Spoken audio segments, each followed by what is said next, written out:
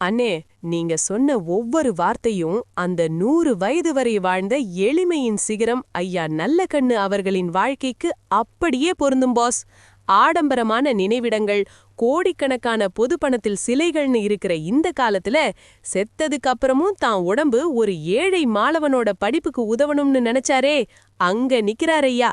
நம்ம லோக்கல் லேக்கா ஸ்டைல்ல இந்த உன்னதமான விடைபெறல ஒரு உருக்கமான பிராண்டி செய்திகள்ல பாத்திடலாம். பிராண்டி செய்திகள். வாழ்ந்தாலும் மறைந்தாலும் மக்களுக்கே.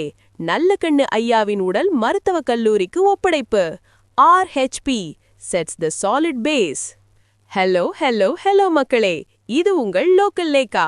என்ன பாஸ், ரியல் ஹீரோ யாருன்னு கேட்டா இன்னைக்கு எல்லாரும் ஒட்டுமொத்தமா கை காட்டுற ஒரு பேரு ஐயா நல்லகண்ணு.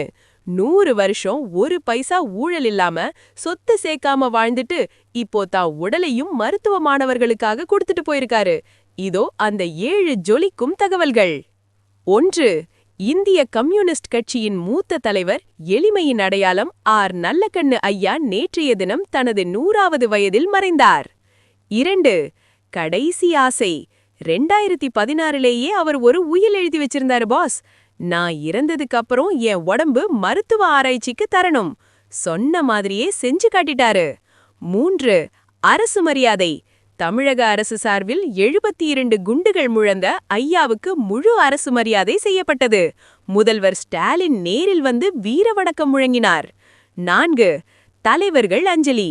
விஜய், அண்ணாமலை, சீமான், ரஜினி, சூர்யான்னு கட்சி வேறுபாடே இல்லாம எல்லா தலைவர்களும் ஐயாவோட உடலுக்கு நேர்ல வந்து அஞ்சலி செலுத்தினாங்க. 5.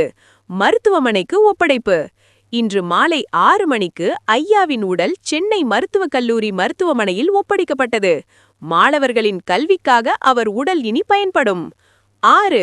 உங்க பாயிண்ட்.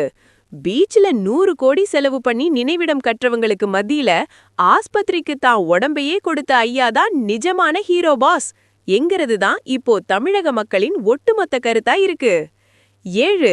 சான்றிதழ். மிகவும் மனிதாபிமான செயல் என சென்னை மருத்துவக் கல்லூரி நிர்வாகம் ஐயாவின் உடலை பெற்றுக்கொண்டதற்கான சான்றிதழை அவர் குடும்பத்தினரிடம் வழங்கியது. பாஸ், ஏன் மக்கள் இப்போ ஐயாவை நினைச்சு கண் கலங்குறாங்க தெரியுமா?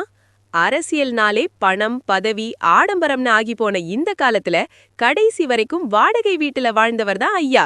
சுதந்திர போராட்டத்துல கலந்துகிட்டு சிறை போனவரு, ஆனா ஒரு நாளும் அதை வச்சு விளம்பரம் தேடிக்கல. இவர மாதிரி தலைவர்கள் தான் தமிழ்நாட்டோட உண்மையான சொத்து. கண்ணா, நினைவிடம் கற்றவங்க மண்ணுக்குள்ள போறாங்க, ஆனா மாளவன் மனசுல நினைவிடம் கற்றவங்க தான் நல்லகண்ணு ஐயா மாதிரி